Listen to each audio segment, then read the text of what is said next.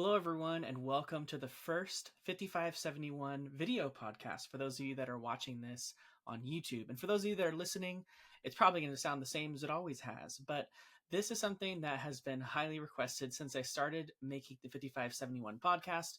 A lot of people wanted the podcast to be in video format so they could also watch on YouTube. And that'll give me in the future some room to maybe add in video clips and things like that.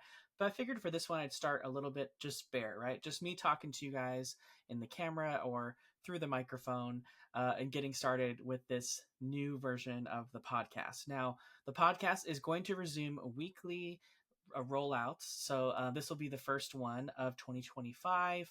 And then next week, I'll have my next podcast talking about the Lunar New Year festival over at Disney California Adventure Park, which kicks off tomorrow as of the recording of this podcast. But we'll get into that in just a little bit here. But yes, this took me a little bit of time. I was trying to find the best service that would allow me to record the podcast this way, as well as publish it to things like Spotify, Apple, etc. That was affordable, most importantly, and then also that would allow me to have guests on. And there's different services that offer that. Some are very, very, very expensive, and some are more affordable than others. So I actually went with one called Riverside, which is I think co-created or created and owned by Spotify.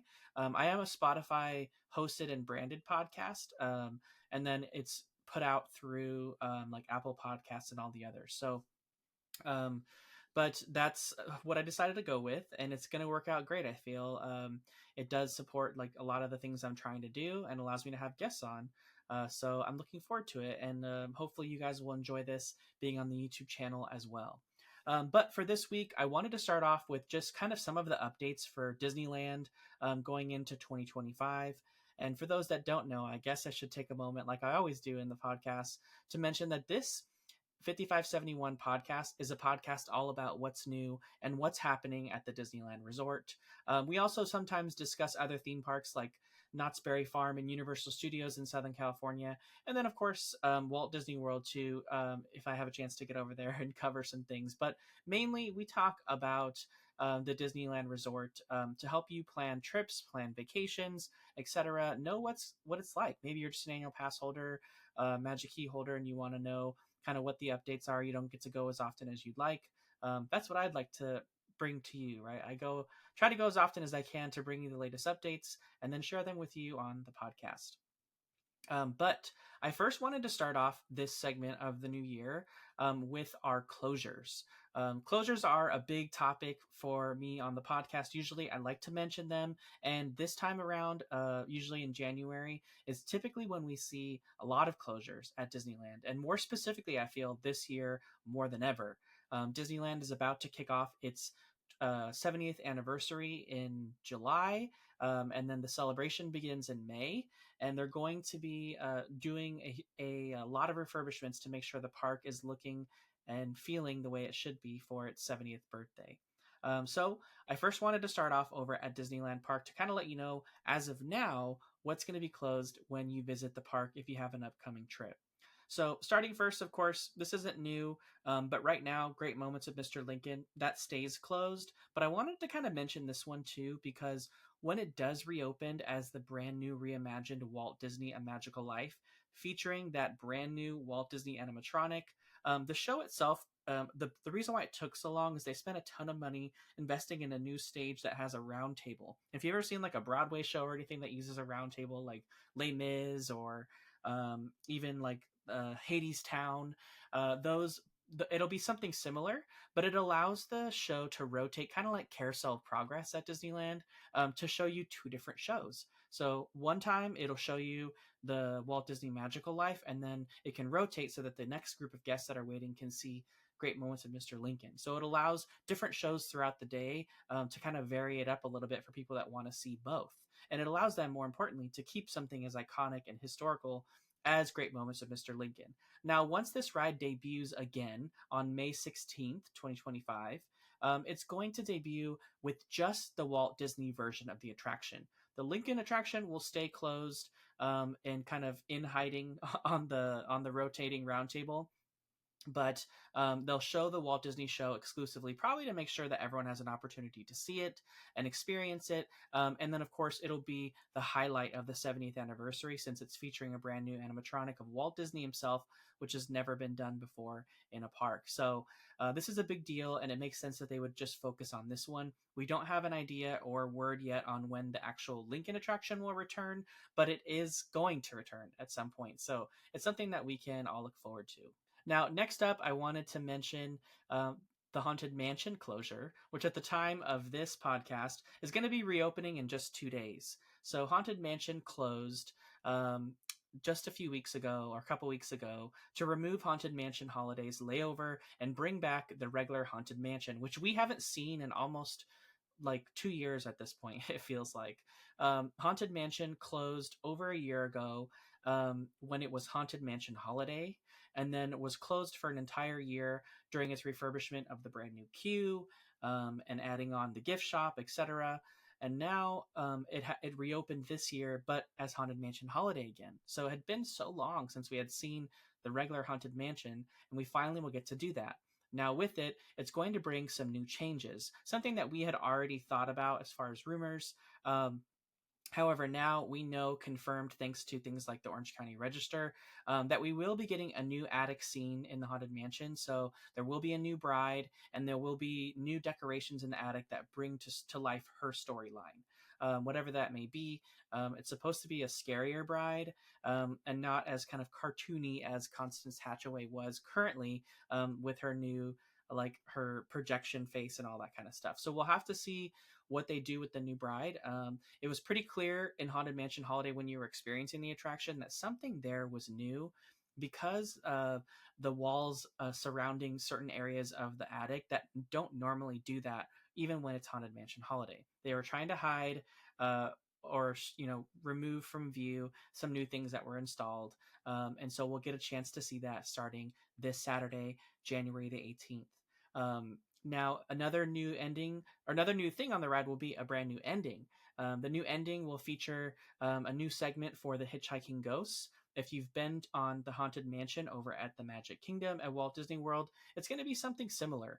You're going to have a digitalized version of this effect rather than the regular Pepper's Ghost effect that's been in place since the attraction opened in the 60s or 50s. And so that new effect will be digital. I'm not sure if it's going to be like Walt Disney World, where it interacts with you as well, or if it's just going to be digitally, like, placed over you as you're passing by the mirrors. We'll have to see on this one, right? And we don't know too if are the Hitchhiking Ghost animatronics themselves changing, or is it just the effect in the mirror? That's also up in the air too. So we'd love to keep an eye out too for other little hidden changes in the mansion that might have been done, that they can now put out now that Haunted Mansion Holiday's over. So I feel like they'll pepper in some other kind of hidden things, maybe some new accessories too. So I'm going to keep an eye out for all of those as well. Now, I am visiting Disneyland Resort tomorrow for the debut of the Lunar New Year Festival, and I'm also going to try to see if I can do Haunted Mansion that day. It's not officially opening until Saturday, but there's always a chance Disney might open it early for a little bit of a soft open, right? So I'll definitely check, but either way, I'll be experiencing the attraction this weekend at some point, so we can also talk about that on the podcast next week when we recap the Lunar New Year Festival. Continuing on with more closures, we have It's a Small World, which is closed starting January 21st, so just a few days after the recording of this podcast, and there's no reopening date set for this attraction. It's not only going to remove Haunted Mansion Holiday Layover, or excuse me, Small World Holiday Layover. I'm still stuck on Haunted Mansion. It's going to remove the Small World Holiday Layover, but it's also going to be closed for an extended refurbishment, because this is a very iconic Disneyland attraction, and it would make sense they want to make sure it's looking its best for the 70th anniversary of the park. Now, continuing on, we have the Jolly Holiday Bakery, which is going through a massive refurbishment. This was first reported by Theme Park IQ on Twitter. He shared some updates on some postings that Disney did for permits to do construction on this restaurant. They're going to kind of reconfigure the inside for better line management and also just better use of the space, right? it's not really being used anymore how it was originally planned when it first debuted. It was more of a traditional kind of bakery style sort of quasi restaurant, and now it's really become like the hub for people to get the most like iconic foods in Disneyland. So it's almost completely become like a mobile order exclusive location, where thing needs to be efficient. They need to be prepackaged and ready to go so that people can get what they want and get out of there. They might even change some of the dining space around it too. We'll have to see. But for now, we do know they're going to rearrange some of the queue space inside, as well as some of the layout interiorly as well too. So we'll keep an eye on this one. This one also is closed now as of the recording of this podcast. It closed back on January 7th, and it doesn't also have a reopening date just yet at this time. The Disneyland monorail also is closed. This is more specifically to add the turnstiles at the Disneyland or the Disneyland monorail entrance in downtown Disney. This is going to be adding the brand new turnstiles that'll soon be at all the Disneyland theme park entrances. And then they're also, of course, doing some monorail refurbishments. I would love to see some new vinyl wrappings for the 70th anniversary on all the monorails and not just reusing the old ones we've had for a while. They did do one of those for the 100th anniversary on the blue monorail, but I'd love to see a whole new fleet of vinyl wraps on all the monorail that specifically call out the 70th anniversary of Disneyland. That would be really, really awesome and a fun way to kind of celebrate. So let's keep our fingers crossed on that one.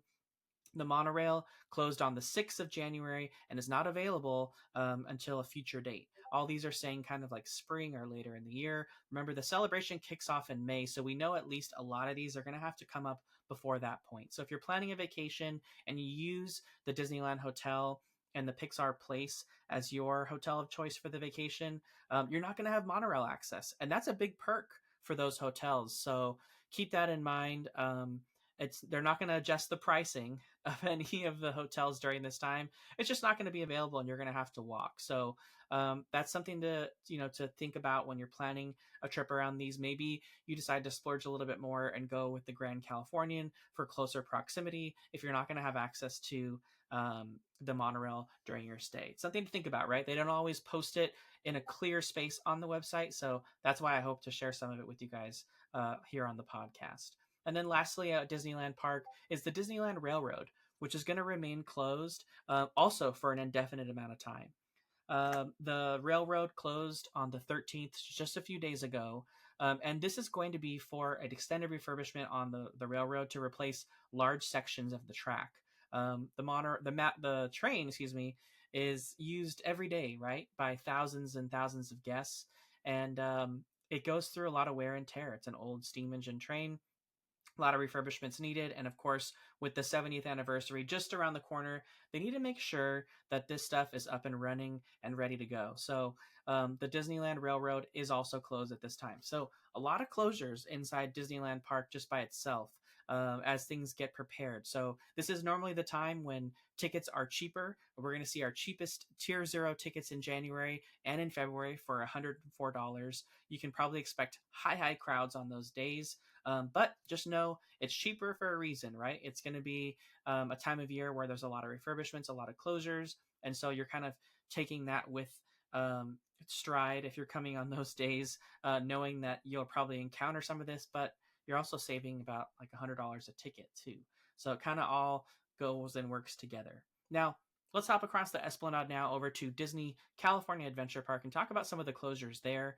Of course, we have Grizzly River Run, which is closed right now, closed on the 6th of January, and is going to remain closed through March 13th, just before the spring break season begins, which is typical for this attraction. I headed over there this past weekend, and it looked like they were doing a lot of work on the exterior portions of the attraction, like the geyser area. They usually show a lot of wear and tear and get dirty and things like that. So they kind of refurbish all that and make it look nice before the new spring and summer season are upon us. The Inside Out Emotional Whirlwind ride over on Pixar Pier, that's closed also as of January 6th and will be opening later this month on the 23rd. And then Redwood Creek Challenge Trail is going to be closing on February 17th. So just after the Lunar New Year Festival ends, because they usually have a Raya meet and greet in the Lunar New Year Festival celebration over in this area. So that'll probably be the last meet and greet that you can do in this area, and it's going to be closed for an indefinite period. There's no list end date for that particular one as well. And then the last closure I wanted to talk about coming up over at Disney California Adventure is the infamous red car trolley, the Buena Vista Street trolley, which was added to the park in 2012 during its rededication and reimagining into DCA 2.0. The red car trolley is actually going away forever. The last day to ride the trolley will actually be February 8th, 2025. So, in just a few weeks. And that's also simultaneously Disney California Adventure's birthday. So, that'll be the final day that you can ride the red car trolley. It seems like they're going to be leaving the trolley parked on Buena Vista Street for photos and different, just for theming elements. Not sure if you'll be able to get inside the trolley and kind of sit down and relax, or if it's just going to be there and closed doors, etc. But it will be parked for an indefinite amount of time on Buena Vista Street following its closure, which we can only assume would mean the track remains in the street through Hollywoodland and on Buena Vista Street, and potentially the cables above too, all to just kind of keep the theming elements alive inside Buena Vista Street. However, the trolley will no longer be operating, as its roundhouse slash storage area will be gone as they build an expansion to Avengers Campus and start construction later this month. Next up, I wanted to talk about the Lunar New Year celebration.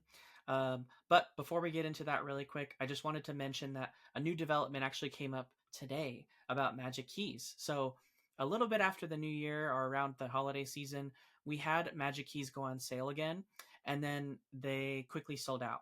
Well, Disney actually just announced today on their social medias that starting Wednesday, January 22nd, that Magic Keys will go on sale again, including all 4 pass types. So all 4 pass types will be on sale. That's going to be the Inspire Key, Believe Key, Enchant Key, and Imagine Key. And they're going to be going on sale no earlier than 8:45 a.m. Pacific Standard Time. And then the actual purchases will start at 9 a.m. Right now, like I mentioned, it is all 4 passes while supplies last.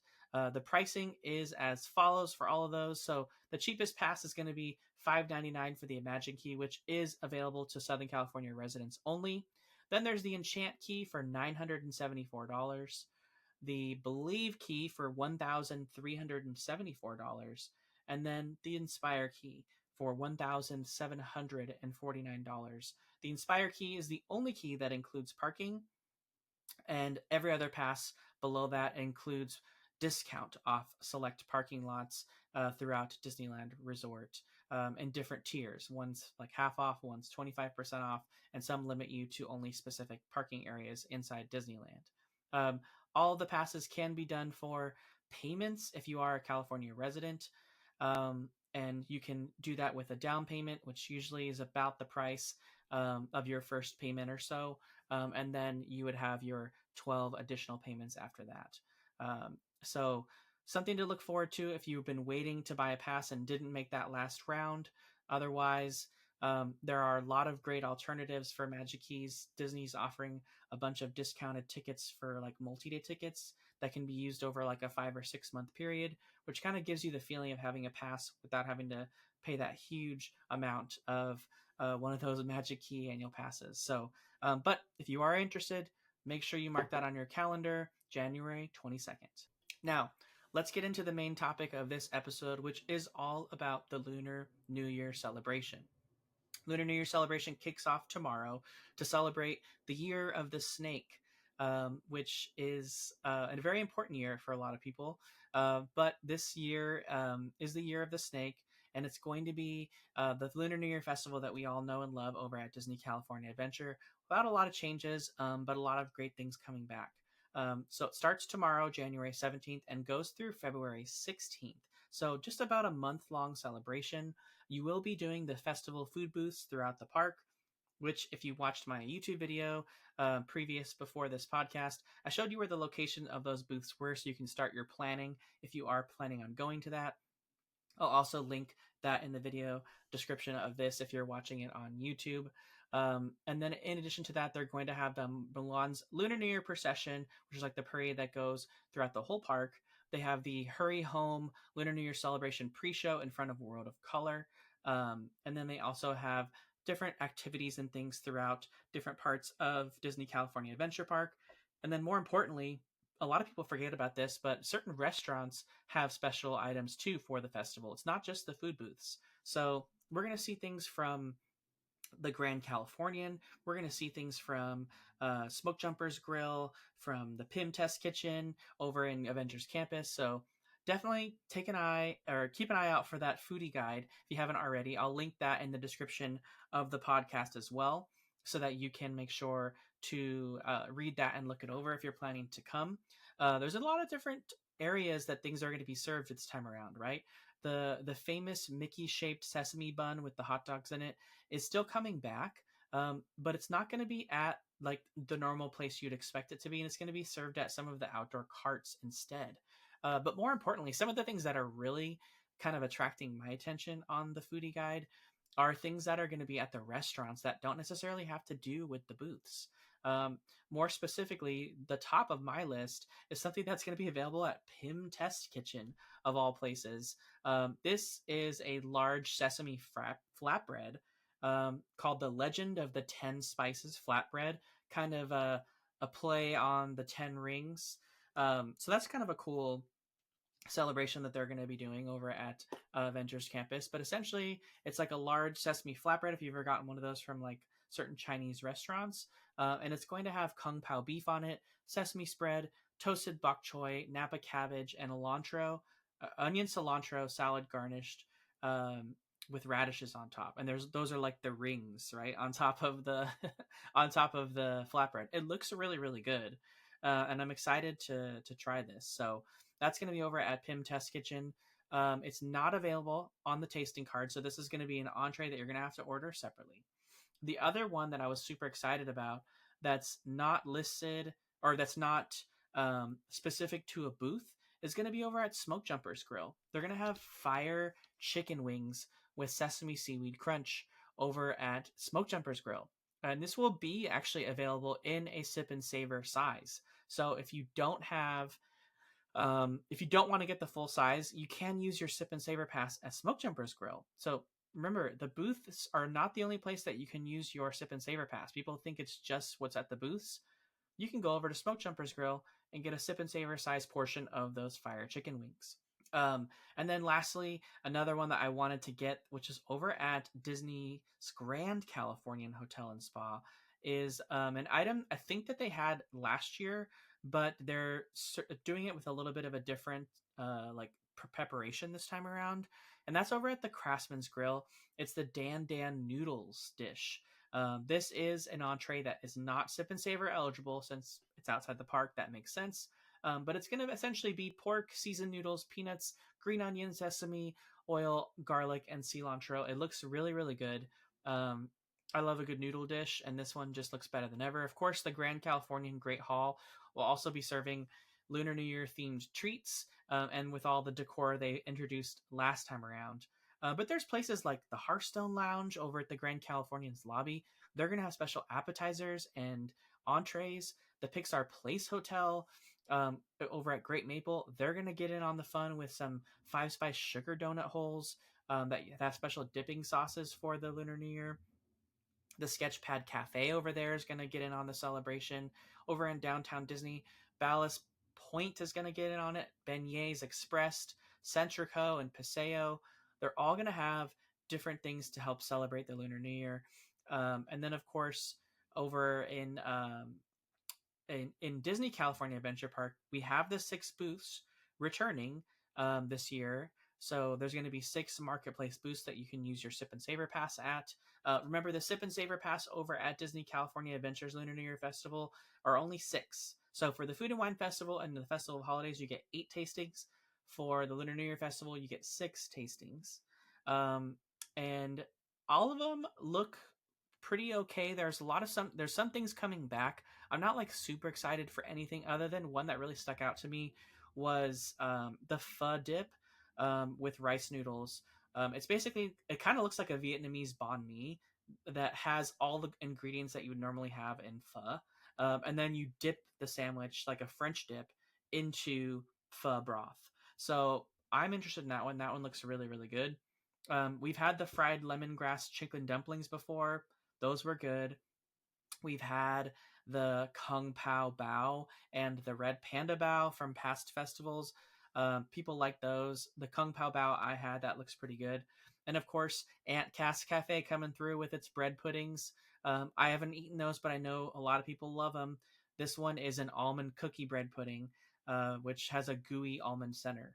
And if you ever had like any marzipan stuff that's like from a French bakery or a Mexican bakery or whatever, it's always really good. So I can imagine this is just 10 out of 10 already without even having to try it. And then the Boardwalk Pizza, we are seeing Bulgogi Pizza also make a return. The other one that kind of stuck out to me was over at Award Wieners. They have a banh mi hot dog. So it's the normal like banh mi ingredients that you would normally have, but then just add a hot dog to the mix. So like imagine a full banh mi sandwich with like the barbecue pork, the jalapenos, the the pickled vegetables like the carrots and the daikon, and the cilantro and everything, and then they just stick a hot dog too. So it's interesting because I don't feel like you'd want to pair ketchup with that because that wouldn't really go well with like the rest of the banh mi stuff. So that'd be an interesting one to try. I would say it's something different. Another one that kind of stuck out to me too was they had like this like fruit yogurt parfait thing that was like a bunch of different things that you can get over at the cappuccino cart. That one looked very interesting. It's like a lychee fruit sundae, actually, I think it is. And that it's not the cappuccino cart, excuse me, that's Clarabelle's hand scooped ice cream. So it's got like mandarin oranges, lychee sorbet, raspberry syrup. It looked very, very good. I can't have it because I'm allergic to dairy, but it looks really good. It looks good to me. I think it's interesting. I don't know if this one's dairy free. It doesn't indicate it as such. It does say it's a sorbet, but you can't always rely on that kind of stuff. So I'll have to see if it is available. That one looks interesting to me. So, but there's a bunch of stuff to look over on this one. But I'd say my top three excited to try. Number one is going to be for sure the item over at Pim Test Kitchen, that flatbread. I cannot wait to try that one. I'm birria, the birria egg roll out. Like I don't want to try any of that. That's all coming back again, but I'm not interested in that. So I think I'm gonna pass on all that one. Number two that I'm gonna try is gonna be that pho dip sandwich over at the Wrapped with Love booth. I'm definitely interested in that one. And then the third thing I'm interested in trying is going to be over at the Grand California with that Dan noodle dish. I'm going to be headed over there with Mondo from Five Fires YouTube. We're going to help team up and try some different things so that we can, show as much as we possibly can without having to like each get a bunch of stuff that we're just going to end up throwing away. This way we make sure we eat the whole thing. But there's a lot of great stuff for Lunar New Year Festival. It's one of the best times at Disney California Adventure Park, and I'm excited to try it out and kind of share the experience with you guys. Um, Other than the Lunar New Year Festival, like I said, I hope to also try and experience the new Haunted Mansion, which could prove to be a very, very long wait. But I'm willing to wait, right? I want to see a closer look at some of the new queue with how you're meant to experience it in the regular version of Haunted Mansion. But if you are going to Lunar New Year Festival or just Disneyland this weekend, what are you most excited for? Are you most excited for the Lunar New Year Festival? Are you most excited for the brand new Haunted Mansion? Let me know in the comments below. If you're watching this on YouTube, put a comment, share it with me. I'd love to see if you guys have something that you're more excited about, and then maybe I can add that to my list and we can try it. Or maybe something that you want us to try so that you want to see how it is before you go during your time over to the parks to try out some of this stuff. But I think that wraps up this first episode. It's a little bit of a shorter episode, but we'll get back into it next week with some of our regular weekly releases on this podcast for the 5571 podcast. And I hope you enjoy having the podcast available on YouTube now, all in one place with the videos and the podcast all coming together. I think it's going to be a lot of fun, and I really think it's the right move for you guys to have recommended this, so I appreciate it. But thanks again for watching, everyone. If you haven't already, make sure you're subscribed to the podcast, whether you're watching it on YouTube. Make sure you're subscribed to the YouTube channel, also called the 5571. If you're listening to this on Spotify or on Apple Podcasts or some other podcast service, just make sure you're clicking the follow button for the podcast. Usually, like it's called like follow or like they sometimes call it subscribe, but typically like the subscribe button on podcast platforms are meant for people that like charge for services. So it's not always the same thing. But make sure you're doing that on those platforms so that you can get notified about the latest episode. And if you're listening on YouTube, make sure you leave a comment, like the video, which helps the podcast be seen by more people that maybe are coming over from other social media platforms and want to try to find creators they like to listen to or watch. But thanks again for listening and watching, and we'll see you next week on the 5571 podcast.